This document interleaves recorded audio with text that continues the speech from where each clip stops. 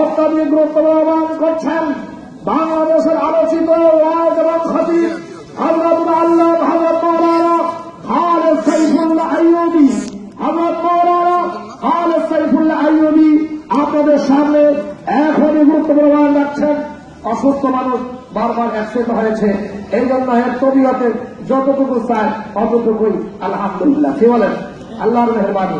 এরপরে আমাদের এখানে বয়ান পেশ করবেন বাংলাদেশের অন্যতম খতিব হযরত আল্লাহ হযরত মাওলানা বিলাল হুসাইন ফারুকী সাহেব, তিনি বয়ান করবেন এবং কিছুক্ষণের মধ্যেই হাফিজ হুজুর রহমাতুল্লাহ আলাইহির সুযোগ্য সন্তান হযরত আল্লাহ হযরত কারি আতাউল্লাহ সাহেব জামাল বারাকাতুহুম এসে যাবেন। তার হাতে আমরা পুরস্কার বিতরণের ব্যবস্থা করব। এখন খালেদ সাইফুল্লাহ বিষয় বয়ান করবেন ইনশাআল্লাহ। শেষে আপনাদের জন্য মেহমানদারির ব্যবস্থা আছে। মেহমানদারি গ্রহণ না করে, আখেরি দোয়া না করে আমরা কেউ যাব না। ঠিক আছে ইনশাআল্লাহ? আল্লাহ তাআলা আমাদের তৌফিক দান করেন। আমি আজকের প্রধান বক্তাকে তার সুন্দর নসিহত পেশ করবার জন্য অনুরোধ রাখছি।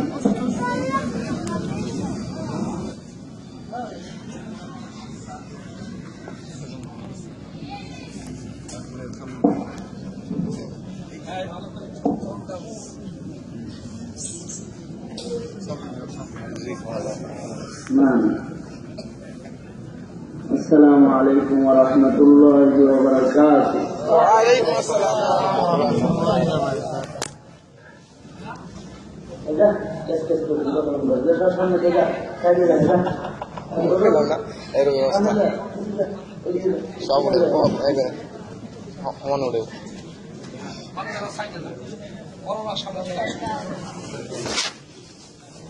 الحمد لله الحمد لله وكفى وسلام على عباده الذين اصطفى أما بعد فأعوذ بالله من الشيطان الرجيم بسم الله الرحمن الرحيم اتل ما أوحي إليك من الكتاب وأقم الصلاة إن الصلاة تنهى عن الفحشاء والمنكر ولذكر الله أكبر والله يعلم ما تصنعون.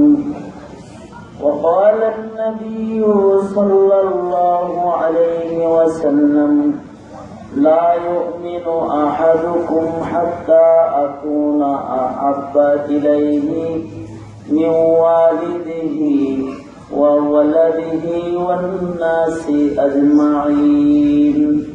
وقال النبي صلى الله عليه وسلم من أحب سنتي فقد أحبني ومن أحبني كان معي في الجنة أو كما قال عليه الصلاة والسلام. اللهم صل على محمد وعلى آل محمد كما صليت على إبراهيم وعلى آل إبراهيم إنك حميد مجيد. اللهم بارك على محمد وعلى آل محمد كما باركت على إبراهيم وعلى آل إبراهيم إنك حميد مجيد. بلغ العلا بكماله كشف الدجى بجماله حسنت جميع خصاله صلوا عليه وآله. بلغ العلا بكماله كشف الدجى بجماله حسنت جميع خصاله صلوا عليه وآله. الحمد لله. জামিয়া ইসলামিয়া আরবিয়া বলিয়ারপুর মাদ্রাসার মহতি বার্ষিক মাহফিলের মোহতারম সদর, মোহতারম সভাপতি, উপস্থিত হযরত বুজুর্গ ওলামায়ে কেরাম, সম্মুখপানে সমাবেত দিন প্রিয় ইসলাম প্রিয় দিনদার ইমানদার মুমিন মুসলমান ভাইয়েরা, বুড়া বাবারা, যুবক ভাইয়েরা, পর্দার আড়ালের মা বোনেরা, বিশ্বজগতের মালিক, বিশ্ব প্রতিপালকের বিশ্ব দরবারে কালিমাতুর শকর যে মহান রব্বুল আলামিন আমাদেরকে দয়া করে মায়া করে ভালোবেসে রহমতি বরকতি জান্নাতের টুকরা বাগানে ওলামাদের সোহবতে দাওয়াত ও তাবলীগের নিসবতে আলোচনার মাহফিলে আমাদেরকে আল্লাহ তাআলা আশার বছর তৌফিক দান করেছেন। এই জন্য মালিকের দরবারে শুকর গুজার হই, কালিমাতুর শকর পড়ি, জবান খুলে ভক্তি ভরে মহাব্বতের সাথে সমস্বরে সকলে বলুন আলহামদুলিল্লাহ। গতকালকে থেকেই একের পর এক আপনাদেরকে নসিহত করে শোনাইতেছেন। আমি বরকতের নিয়তে আপনাদের সামনে বসে কালামে মাজিদের সূরা আনকাবুতের 21 নম্বর পারার পয়লা আয়াতটা তিলাওয়াত করেছি। পাশাপাশি নবী পাকের দুটি হাদিস আপনাদের সামনে পেশ করেছি, মশহুর হাদিস। এগুলোকে সামনে করে কিছু কথা বরকতের নিয়তে আপনাদের সামনে বলবার আশা রাখি। আল্লাহ তাআলা কিছু উপকারী কথা আলোচনা করার তৌফিক দান করেন, আমিন। আমাদের জীবনে আমরা কত হক হুকুকি না আদায় করি, নিজের হক আদায় করি, পিতা মাতার হক আদায় করি, সন্তানের হক আদায় করি, পড়োশির হক আদায় করি। যদি কারোর হক হুকুক আদায়ে সামান্য ঘাটতি করে তাহলে তার থেকে দূরত্ব পয়দা হয়। মায়ের হক আদায় করতে যদি সন্তানের গাফলতি হয় তাহলে মার কাছে সন্তানের মূল্য নষ্ট হয়ে যায়। সন্তানের হক আদায়ে যদি পিতা মাতা গাফলতি করে তাইলে ওই পিতা মাতা আর সন্তানের কাছে দামি থাকে না। বিবির হক আদায়ে যে স্বামী ব্যর্থ হয়, ওই স্বামীর কাছ থেকে বিবি ডিভোর্স দিয়া দূরে চলে যায়। বিবির হক আদায়ে, স্বামীর হক আদায়ে বিবি ব্যর্থ হইলে এমন অযোগ্য বিবিকে স্বামী তালাক দিয়ে ঘর থেকে বের করে দেয়। ভাই ভাইয়ের হক আদায় না করলে ভাইকে মানুষ দুশমন বলে। পক্ষান্তরে বন্ধু যদি হক আদায়কারী হয় তাহলে বন্ধুকে ভাই বলে পরিচয় দেয়। কখনো যদি জিজ্ঞাসা করা হয় এটা কে হয় তোমার, তো ভাই। কেমন ভাই? আপন না, তো আপনের চাইতে বেশি। কেন বলেছে আপনের চাইতে বেশি? সে তার হক হুকুক খুব বেশি আদায় করে, তাই সে আপন ভাইয়ের চাইতেও অনেক বেশি হয়ে গেছে। অনুরূপে বান্দা হিসেবে আল্লাহর যত হক বান্দার আদায় করতে হয়, উম্মত হিসেবে উম্মতের নবীর কিছু হক আদায় করতে হয়। যে বান্দাটা আল্লাহর হক আদায়কারী হয়, সেই বান্দাটা আল্লাহ তাআলার কাছে প্যারা হয়ে যায়। যে উম্মতটা নবীর হক আদায়কারী হয়, ওই উম্মতটা নবীর ভালোবাসায় ধন্য হয়ে যায়, নবী পাকের কাছাকাছি চলে যায়। নবী পাক তাকে নিজের শফকত, মহাব্বত, ভালোবাসা দিতে থাকেন। ময়দানে মাহশরেও নবীজি তাকে কান দিয়া কাছে নিয়ে নিলেন। বান্দা আল্লাহ হক আদায়কারী বান্দার খাতায় তার নাম। আল্লাহ তাআলা বান্দাটাকে ময়দানে মাহশরে মুসিবতের দিনে আল্লাহ তাআলা বান্দাটাকে আপনার গোলাম হিসেবে নিরাপদে ফুলসিরাত পার করে আল্লাহ তাআলা দিদারের জান্নাতের জায়গা দিবেন। শর্ত হইল হক আদায়কারী হতে হবে। তার মানে বন্ধু বন্ধু, আত্মীয় স্বজন, আপনজন, পিতা মাতা, বিবি বাচ্চার যেমন হক আছে, আমার আপনার একজন স্রষ্টা আছে, তারও কিন্তু হক আছে। আর আপনার আমার একজন সরকার নবী আছে, তারও কিন্তু হক আছে। তাহলে সন্তানের হক আদায় করলেন, বিবির হক আদায় করলেন, বাচ্চার হক আদায় করলেন, নেতার হক আদায় করলেন, দলের হক আদায় করলেন, ব্যবসার হক আদায় করে ব্যবসা করলেন, বান্দার হক আদায় করে বন্দী করানো লাগবো না। নবীর হক আদায় করে যোগ্য অনুসরণকারী উম্মতের খাতায় নাম দিতে হইব না। এটাও একটা হক হুকুক। এই হক হুকুক যারা আদায়ে সফল হয় তারা সফল মুমিন হিসেবে গণিত হয়। আল্লাহ তাআলার কাছে এই মানুষগুলার মূল্য অনেক বেশি বেড়ে যায়। মালিকের হক, আমাদের মালিককে জোরে আওয়াজ করে পান, আরো জোরে সমান করে আওয়াজ করে জোরে বলেন মালিককে। সকলে মিলে ডাক দেন ইয়া আল্লাহ, আরো জোরে করে ডাক দে ইয়া আল্লাহ। করিস না, সব কি জিনিসটা একখানে বলছি ঘুমাবে যা তখন করে গপ্প করছি কথা কবি না, ঠিক আছে। মালিককে ডাকলাম, এটা কি শব্দ দূষণ হয়েছে? হ্যাঁ, মোবাইলের আওয়াজ শব্দ দূষণ, ঢোলের বাড়ি শব্দ দূষণ, গানের আওয়াজ, হরনের আওয়াজ, মুমিনের জবানে আল্লাহর নাম, এটা কোনো শব্দ দূষণ না, কিন্তু এটা বুঝতে হবে। মুমিনের জবানে আল্লাহর নাম, এটা হল সকল প্রকারের কুফরি শক্তিকে শেষ করার একমাত্র হাতিয়ার। মুমিনের জবানে আল্লাহ তাআলার নামের তাকবীর, কালিমার আওয়াজে মুমিনের কুফরি জড়ে পড়ে যায়, বেসাত হয়ে যায়।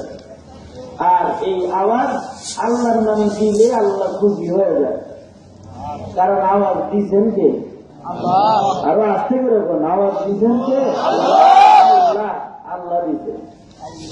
তিনি যেদিন বন্ধ করে দিলেন, যেদিন সবাই মিলে পাখি বইটা আপনাকে আমাকে ডাকবে, কিন্তু আপনার আমার কোন আওয়াজ হবে না, কারণ এই আওয়াজ দিয়েছেন তিনি। তাই জবানে তার নাম উচ্চারণ হবে, এটা তার পছন্দ। জবান খুলে আওয়াজ করে বলুন ইয়া আল্লাহ, জোরে করে বলুন আল্লাহু আকবার, আরে জোরে করে আওয়াজ করে বলেন আল্লাহু আকবার।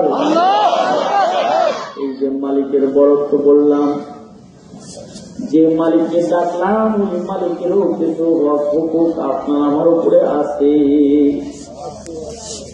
মালিকের হক কত কত কত হকই তো আছে, কিন্তু এরও কিছু প্রকার ভেদ সহজে ইয়াদ রাখার জন্য, সবক ইয়াদ করলে হক আদায় করা সহজ হয়। শেখুল হিন্দ মাহমুদুল হাসান দেওবন্দি রহমতুল্লাহ আলাইহি বলেন, মালিকের 3 প্রকারের হক আদায় করো, আল্লাহর 3 প্রকারের হক আদায়কারী হয়ে যাও। আল্লাহ তাআলার 1 নম্বর হক হলো আল্লাহ তাআলার উপরে পূর্ণ বিশ্বাস, পূর্ণ আস্থা, পূর্ণ ঈমান। বিশ্বাস সহকারে বলবে লা ইলাহা ইল্লাল্লাহ, আমার আল্লাহ ছাড়া আর কোন ইলাহ নাই, ইলাহ একজন, তিনি কে? আল্লাহ, একই ইলাহ। এবং তার উপরে বান্দার পূর্ণ আস্থা থাকে। তিনি আমার সবচেয়ে নিকটে, মা সবচেয়ে নিকটে না, বাবা সবচেয়ে নিকটে না, বিবি বাচ্চা সবচেয়ে কাছে না, বান্দার সবচেয়ে বেশি কাছে কে? যেখানে কেউ নাই সেখানেও বান্দার সাথে আছে কে? আল্লাহ তাআলা বান্দার সবচেয়ে নিকটে।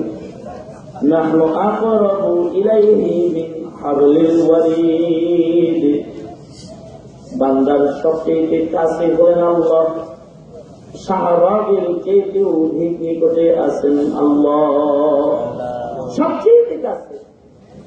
বান্দাকে সকল কিছু দেওয়ার যোগ্যতা মার নাই, বাপের নাই, কোন মানুষের নাই, বান্দারে সব দেওয়ার যোগ্যতা একজনের আছে। আওয়াজ করে কোন, আওয়াজ করে কোন, তার কাছে নাই, জিনিসটাই নাই। আল্লাহর কাছে নাই বস্তু, নাই নাই শব্দ একজনের কাছে নাই। তিনি কে? চাইবে তো মালিকের কাছেই চাইবে, ইজ্জত চাইবে মালিকের কাছে চাইবে, সন্তান চাইবে মালিকের কাছে, নাকি কবরে যায় চাইবে। পূর্ণ বিশ্বাস আল্লাহর উপরে, সুস্থতা চাইবে আল্লাহর কাছে চাইবে, সম্মান চাইবে আল্লাহর কাছে চাইবে। আল্লাহর উপরে পূর্ণ আস্থা, পূর্ণ বিশ্বাস, এটা হলো বান্দার উপরে মালিকের 1 নম্বর হক। বিশ্বাসের এই হকের মধ্যে যার ঘাটতি এসে যায়, আমলের জিন্দেগিতে সে মুশরিক হয়ে কবরে যায়।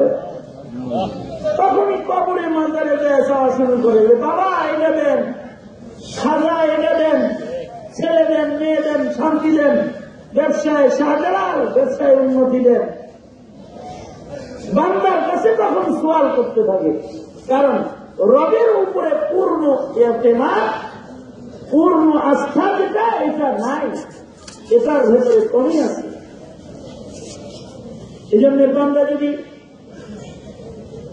রবের উপরে পূর্ণ আস্থাশীল হয়ে যায়, শিরকের থেকে বেঁচে যায়, ওই বান্দাটা শিরক করে না। আল্লাহ তাআলার 1 নম্বর হক, আল্লাহ তাআলার উপরে পূর্ণ আস্থা, পূর্ণ বিশ্বাস। সবকিছু দিবেন আল্লাহ, সবচেয়ে কাছে আল্লাহ, সবচেয়ে বেশি ভালোবাসেন আল্লাহ। আপনাকে আমাকে সবচেয়ে বেশি ভালোবাসে কে? আরো জোরে বলেন কে? মা বেশি ভালোবাসে না, আব্বা বেশি ভালোবাসে না, আল্লাহ বেশি ভালোবাসে। যেখানে মা বাবা নাই সেখানেও আল্লাহ থাকে। তাই বান্দার উপরে 2 নম্বর হক হলো ওয়াল্লাযীনা আমানু আশাদ্দু হুব্বান লিল্লাহ। মুমিন বান্দা তার দিলের ভিতরে সর্বোচ্চ মুহাব্বত রাখবে আল্লাহর জন্য। সবচেয়ে বান্দাও বেশি ভালোবাসবে তার আল্লাহ, আল্লাহকেই বেশি ভালোবাসতে হবে। আল্লাহর চেয়ে আর কাউকে বেশি ভালোবাসার সুযোগ নাই। এটা আল্লাহর হক যে আল্লাহকে বান্দা সবচেয়ে বেশি ভালোবাসবে, সর্বাধিক প্রিয় হবে তার কাছে তার মালিক আল্লাহ, সর্বাধিক প্রিয়। কারণ আল্লাহ সর্বাধিক প্রিয় তো তিনি হবেনই, কারণ তিনি আমাকে আপনাকে সবচেয়ে বেশি ভালোবাসেন। দুনিয়ার সব মানুষ আপনার আমার উপরে রাগ হয় তাড়াতাড়ি, কিন্তু আল্লাহ তাড়াতাড়ি রাগ হয়। আল্লাহ যদি তাড়াতাড়ি রাগ হতো, ভালোই না বাড়ত, তাহলে পৃথিবীর কোন কাফের যেদিন এক লোক পানি পেত না। আল্লাহ তাআলা বান্দাকে এত ভালোবাসে, শেষ নিঃশ্বাস ত্যাগ করার আগ পর্যন্ত রবের করুণার নজর বান্দার দিকে থাকে। দেখে নিলে বান্দা জীবনের শেষ মুহূর্তে আমি আল্লাহকে ডাক দেখ, যাত্রা দিতে দেরি করবি, জীবনের সব গুনাহ মাফ করে দিতে আমি দেরি করবো না, আমি তোরে ভালোবাসি। শেষ মুহূর্ত পর্যন্ত রবের ভালোবাসার নজর বান্দার দিকেই থাকে। এ কারণেই তো সাজ্জাদের দিকে আল্লাহ তাআলা শেষ পর্যন্ত চেয়েছিলেন। আল্লাহ তাআলার জিজ্ঞাসা ছিল, আজরাইল তোমারও তো দয়া মায়া বেশি না, কিন্তু তোমার কি কখনো কারোর জন্য মায়া লাগছে? আজরাইল কয়, আল্লাহ 2 বার মায়া লাগছিল, মায়া অনুভব করছি 2 বার। একবার মায়া অনুভব করেছি সাগরের ভেতরে জাহাজ ডুবাই দিলা, কত মানুষ জাহাজ ডুবে মরে গেল। জাহাজের ভেতরে তোমার এক বান্ধি, যার পেটে বাচ্চা ছিল, তোমার বান্দিটাকে তুমি কাঠের টুকরার ভেতরে আসতে দিলে। একটা মহিলা পেটে বাচ্চা লয়া কাঠের খন্ডের উপরে সমুদ্রের উপরে ভাসতে লাগলো। আল্লাহ তোমার কুদরত, তোমার বান্দির বাচ্চা প্রসব হইল কাঠের টুকরার উপরে, যেখানে কেউ ছিল না সেখানেও তুমি ছিলে। কাষ্ঠখণ্ডের উপরে বাচ্চা প্রসব করেছে, মা দিলে তুমি আজব মহব্বত দান করেছ আল্লাহ। বাচ্চার কান্না শুনে অজ্ঞান মা যেন হুঁচাইতে গেছে। সমুদ্রের মাঝখানেও সন্তানকে মা ছেড়ে দেয় নাই, বলে যায় নিজের সন্তানটার খাবারের চিন্তা সমুদ্রের মাঝখানে কাঠের ভাসমান কাষ্ঠখণ্ডের উপরে মায় করতেছে। রক্তমাখা দেহে নিজের সন্তান টেনে নিজের বুকে আনছে, মাসুম বাচ্চার মুখে নিজের বুকের স্তনের দুধ খাওয়ানোর জন্য দুধ দিবে, সন্তানকে খাবার দিবে, এটা বাচ্চা। আর তুমি তখন আমি আজরাইল নির্দেশ করলে আজরাইল যাও, ওই যে কাঠের টুকরার উপরে মা তার সন্তানকে দুধ খাওয়াইতে চায়, মায়ের যেন তার স্তন বিভাসিত মাসুম সন্তান তার মুখে না দিতে পারে। যাও, স্তন বাচ্চাটার মুখে দেওয়ার আগে তুমি মায়ের জান কবজ করে বেসবা। আল্লাহ, একই দৃশ্য তুমি আমাদের দেখাইলা, সমুদ্রের মাঝে কাঠের টুকরের উপরে সন্তানের মায়ায় মা তার সন্তান বসে রয়েছে, সে সন্তানের পাশ থেকে তুমি মায়ের জান কবজ করতে গেলা। আল্লাহ গো, তোমার জাতার জালালের কসম মালিক, কোনদিন কোন জান বের করতে মায়া লাগে নাই, কিন্তু ওই দিন ওই বাচ্চাটার পাশ থেকে তার মা জান বের করতে আমার মায়া লাগছে। ওই সমুদ্রের মাঝখানে কাঠের টুকরায় ভাসমান ওই বাচ্চাটা না জানি কোথায় আছে আল্লাহ, না জানি কি সে করছে জানা নাই। মালিককে ওই দিন কিছু মায়া লেগেছিল, আর কখনো কি তোর মায়া লেগেছে? কার একবার মায়া লাগছে কিছুদিন আগে সাদ্দাদের জান কবজ করতে তুমি আমার পাঠাইছিলে আল্লাহ। সাদ্দাত তোমার জান্নাতে যাবে না, খোদা দাবি করে নিজের জান্নাত বানাইছে, তোমার জান্নাত থেকে সে বঞ্চিত হয়েছে, নিজের জান্নাতে নিজে কদম রাখবে। আর এই দিয়ে ফরমান জারি করেছো তুমি, আজরাইল যাও, সাদ্দাত তার বানানো জান্নাতে ঢোকার আগে তার জান কবজ করে বেরবা। তার এক পা থাকবে ঘোড়ার উপরে, আর পা থাকবে মাটির উপরে, এমন অবস্থায় তার রূহটাকে তুমি জান্নাতের গেটের সামনে বের করবা। আল্লাহ সাদ্দাতের জান বের করার জন্য সেদিন যেদিন সাদ্দাত তার জান্নাত উদ্বোধন করবে, ঘোড়সওয়ার সজ্জিত কাফেলা নিয়া জান্নাতের গেটে সাদ্দাত দাঁড়াইছে। তোমার নির্দেশে সাদ্দাতের ঘাড় মধ্যে ধরেছিলাম, এক পা ঘোড়ার উপরে এক পা মাটির উপরে নামতে দেই নাই।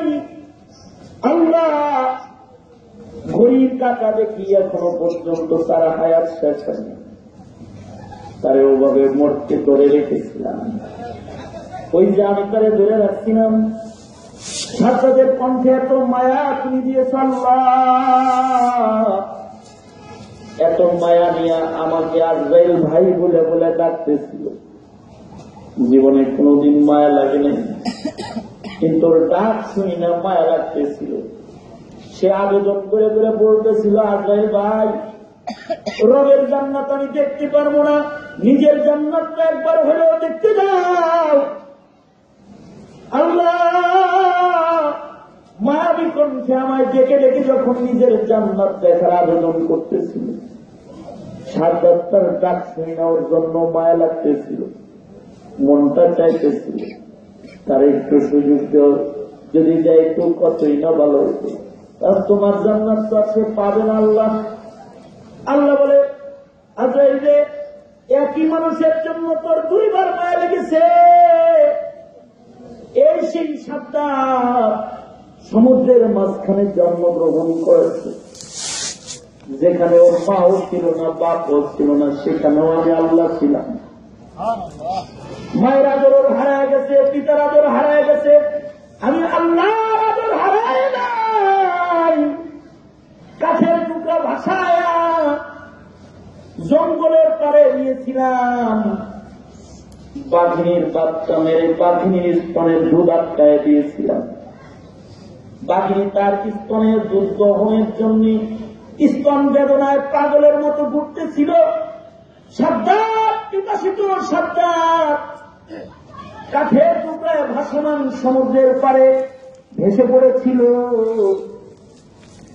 যে বাঘ মানুষের রক্ত পানকারী, সে বাঘের দিলে সাদ্দাতের মায়া ঢুকেছিলাম। কারণ বাঘিনীর স্তনের দুধ বের করতে হবে। বাঘিনী বাচ্চাটাকে এবার আর মারে না, আমার কুদরত জাহির করেছি। বাঘিনীর দুধ পান করে ওরা পানছি, ওরা বড় করছি। আবার এই বাঘিনীর দুধ শেষ হতে না হতেই কাঠুরিয়ার নজরে ফেলায়া বাঘিনীর বাসা থেকে ওরে মানুষের বাসায় নিয়েছি। মানুষের দিলে ওর মায়া দিয়ে ওরে পারছি। কাঠুরিয়ার ঘর থেকে সালতানাত আর রাজত্ব আমি আল্লাহ ওই সাদ্দাতের দান করেছি।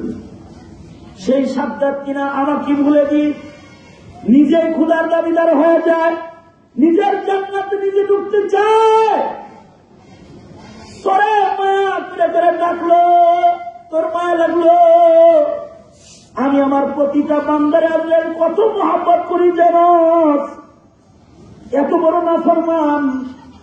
কিন্তু ও যখন তোরে আজরাইল বাই বাই বলে তাইকা নিজের জান্নাত দেখার আবেদন করতেছিল, ওই সময়ও আমি আল্লাহ রহমার মাগফিরাতের নজর দিয়ে ওর দিকে তাকায় আইছিলাম। কত ডাক করে দিল, কিন্তু আমি আল্লাহর আল্লাহ বলে একটা ডাক দিল না। যদি একটা ডাক তখনও আমাকে দিত, তাহলে আমি আমার বান্দাকে এত ভালোবাসি, এক ডাক দিলেও আমি ওর জীবনের গুনাহ খাতা মাফ করে দিলাম। করে ডাকলো, আমারে ডাকুন।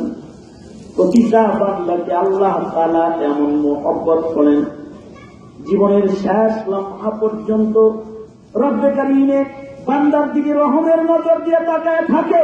আল্লাহু আকবার বলেন। সেই মালিকই মত পর্যন্ত বান্দার দিকে রহমের নজর দিয়ে চায়, ওই বান্দার দিলের ভেতরে যদি রবের মহব্বত না রয়, ওই বান্দার চেয়ে কপাল পোড়া আর না শকর বান্দা কি হইতে পারে। এ কারণে বান্দার রবের প্রতি দ্বিতীয় নম্বর হক হল ওয়াল্লাযীনা আমানু আশাদ্দু হুব্বান লিল্লাহ। বান্দা তার রবকে সবচেয়ে বেশি মহব্বত করবে। মুমিনের দিলে রবের মায়া সর্বোচ্চ থাকবে। এটা মালিকের হক তার গোলামের উপরে, তার বান্দার উপরে। এ হকের বহিঃপ্রকাশ কিভাবে করবে? মালিকের পছন্দের কাজগুলো করে করে মালিকের ভালোবাসার ঝাড় করবে। ভালোবাসা প্রকাশ করি কেমনি? ভালোবাসা যার সাথে রয় তার সাথে কথাবার্তা বেশি হয়। এত ফোন করছে আমার কাছে, ভালোবাসি তাই তোর লোকের কথা। এত আসস কেন? ডেলি ডেলি দেখা করাস কেন? তোমাকে মহব্বত করি দেখেই তো আস, ভালোবাসি তাই তো দেখা করি। এত ডাকস কেন? মা মা মা মা ডাকতে যায় খালি, এত ডাকস কেন? মা তোমারে ডাকলে দিলে বেদনা দূর হয়। ভালোবাসি তোমারে তাই ডাক। আল্লাহ আমারে তুই ভালোবাসাস, তাহলে আমার সাথে কথা কর, আমার সাথে দেখা কর। আমাকে ভালোবাসাস তো আমাকে ডাকাডাকি কর। আল্লাহু আকবার বলেন। এটা আল্লাহর হক।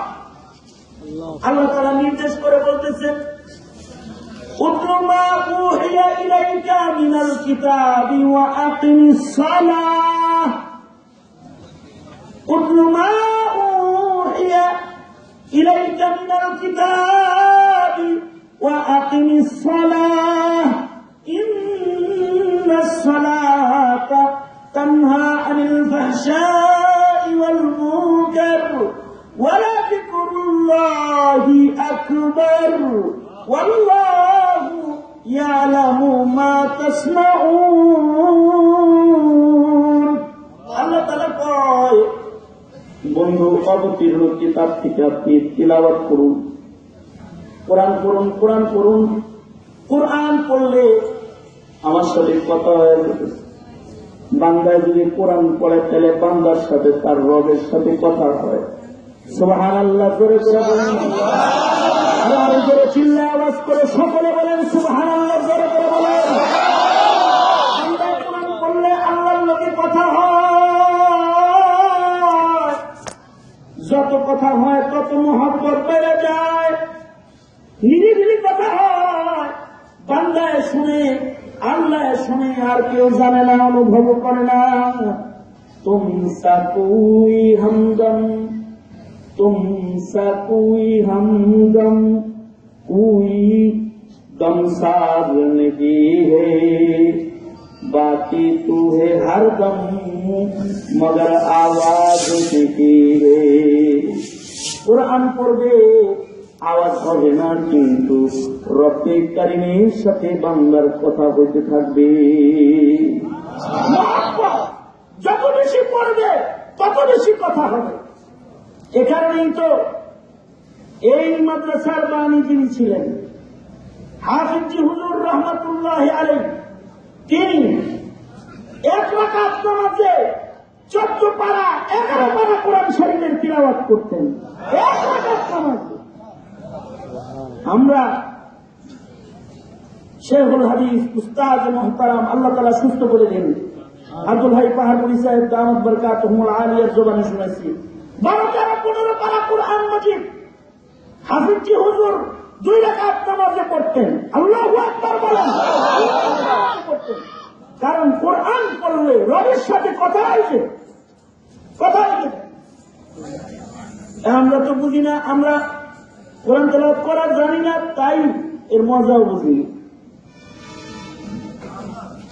যদি জানতাম তাহলে মজাও বুঝতাম। কারি ইব্রাহিম মজা বুঝছে, উজানির টুকরা গাছের নিচে ঘুমায় রয়েছে কারি ইব্রাহিম, কোরআন পড়ছে পাগলের মতো সারা রাত আল্লাহর কোরআন পড়েছে। চিন্তা দিয়ে লাভ দিয়ে দাঁড়ায় গেছে, শুয়ে পড়ছে, অজ্ঞান হয়ে পড়ে গেছে। বলা হয়েছে কি ব্যাপার হুজুর, কোরআন পড়ার সময় আপনি অজ্ঞান হয়ে যান, লাফান ফালাফালি করেন কেন? কারি ইব্রাহিম বলতেন, বাবা কোরআন মজিদ যখন ভালোবাসা নিয়ে পড়ি তাকায় দেখি কোরআনের হরফের পাকে পাকে লাইনের পাকে পাকে আল্লাহ বয়ে বয়ে নিজে কথা বলতেছে। নজর পড়ে গেলে হুঁশ থাকে না, রবের দিদার হয়ে যায়। রবের লোকে দয়া করবার চাও, হক আদায় করতে চাও, ভালোবাসার হক আদায় করতে চাও, তাহলে কোরআন করো। ভাবতে পারেন মাদ্রাসায় পড়ি নেই, কেমনে পড়বে এত কোরআন? আল্লাহ বলে যেটুক পারো সেটুক পর, সূরা ফাতিহা পারো তাহলে এটুক পর, সূরা ইখলাস পারো তাহলে এইটুকি পর, যেখানে সুজা লাগে সেখান থেকে পর। তারপরে মিনাল কুরআন, যেখানে সহজ লাগে সেখান থেকে পড়ো। খালি তো সূরাতুল বাকারাতেই নাই, ছোট সূরাও দেখি ছোটটা সহজ লাগে তো এটা পড়ো, খালি পড়বা কোরআন তা না। নামাজে দাঁড়ায় যাইবা আসসালাতু মিরাজুল মুমিনিন, নামাজে দাঁড়াইলে রবের সাথে বান্দার দিদার হয়ে যায়। দিদারের মজা, মালিককে কেউ ভালোবাসে তো আশিকে সালাত হবে, আশিকে কোরআন হবে, নামাজের আশিক হয়ে যাবে। এই আমার খুব পাগল তুই, সবসময় ওযু করে কেবলামুখী হইতে পারিস না, দুনিয়ার কাজও তোর করা লাগে, ব্যবসাও করা লাগে, দোকানেও পয়সা টাকা লাগে। একটা বড় ইবাদত দিতেছি, যেটা করলেও আমার লোকের কথা এসে থাকবো। ওয়ালা যিকরুল্লাহি আকবার, না, কেবলামুখী হন লাগবো না। যেখানে থাকবি, যেভাবে থাকবি, বসে বসে আমাদের ডাকবি। আল্লাহু আকবার বলেন, আরো জোরে আওয়াজ করে বলেন আল্লাহু আকবার। যত থাকবি তত মহব্বত দিলের ভিতরে বসতে থাকবি। জন্য হাকিম মোহাম্মদ থানভী কয়, সহজে আল্লাহর মহব্বত দিলে ঢুকানোর যন্ত্র হলো কাসরাতে যিকরুল্লাহ। আল্লাহর জিকির বেশি বেশি করলেই দিলের ভিতরে আল্লাহর মহব্বত জায়গা পাওয়া যায়।